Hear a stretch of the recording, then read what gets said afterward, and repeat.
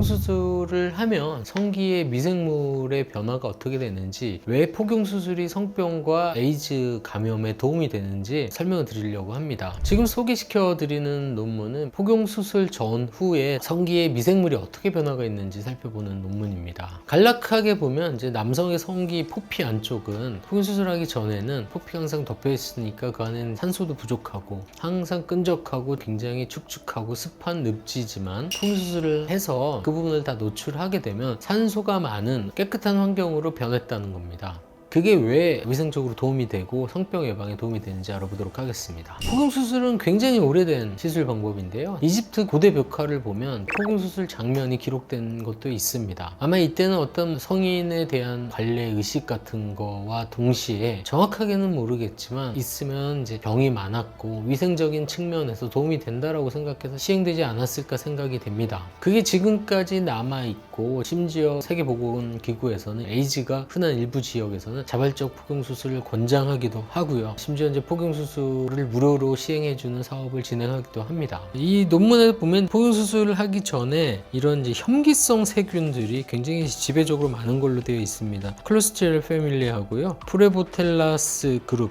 이 혐기성 대표적인 세균들인데, 이게 폭경수술을 하고 1년 이내에 굉장히 거의 10분의 1 수준으로 줄어든 걸로 되어 있습니다. 이런 혐기성 세균의 특징이 뭐냐면, 산소가 차단된 환경에서 굉장히 폭발적으로 번식을 하면서 대사 과정에서 특유의 이제 화합물을 분비하는데, 이런 것들이 굉장히 냄새가 심하고 안 좋은 걸로 되어 있습니다. 그래서 폭경수술을 하시러 오시는 분들 중에 아무리 씻어도 냄새가 나서 폭경수술을 한다라고 말씀하시는 분들이 있는데, 그건 대부분 이제 혐기성 세균들을 만들어내는 대사 분비물 때문에 그렇습니다. 씻은 직후에는 안 날 수가 있는데, 이 혐기성 세균들이 군락을 이루어서 거기서 자리를 잡으면 금방 다시 냄새가 나게 되죠. 거기에 자리를 잡고 있으면 문제가 뭐냐면, 남자 성기와 여자 질내에서는 같은 균들을 공유할 수밖에 없는데, 이런 혐기성 세균이 세균성 질염을 가장 많이 일으키는 균들입니다. 원래 정상적인 질내에는 락토바실러스라는 유산균의 일종인데, 얘네들이 자리를 잡고 있어야 건강한 환경이 되는데요. 이 혐기성 세균들이 자리를 잡게 되면 아까 말씀드린 것처럼 이 대사 분비물들을 만들어내서 특유의 냄새도 나고요, pH 환경,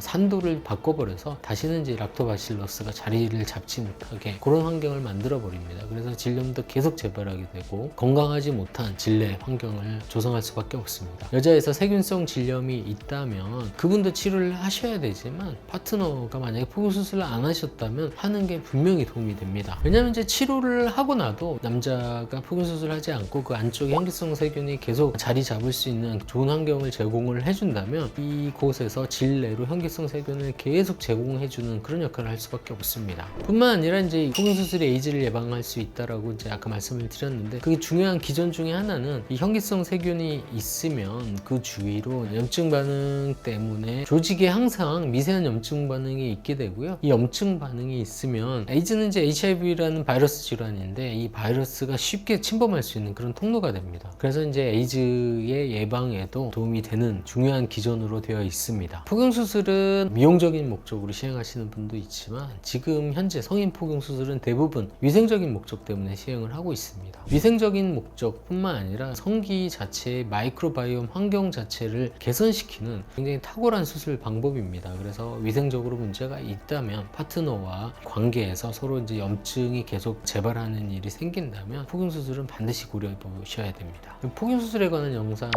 저희가 만들면 댓글들이 굉장히 험한 경우가 많습니다. 절대 폭경수술이 필요 없는 분들에게 폭경수술을 권장하는 영상이 아니고요, 발기 시 기두가 노출되지 않거나 아니면 귀두는 노출이 되지만 위생적으로 문제가 있는 분들을 위한, 귀두가 노출되지만 위생적으로 문제가 있는, 폭경수술이 꼭 필요한 그런 분들을 위한 영상입니다.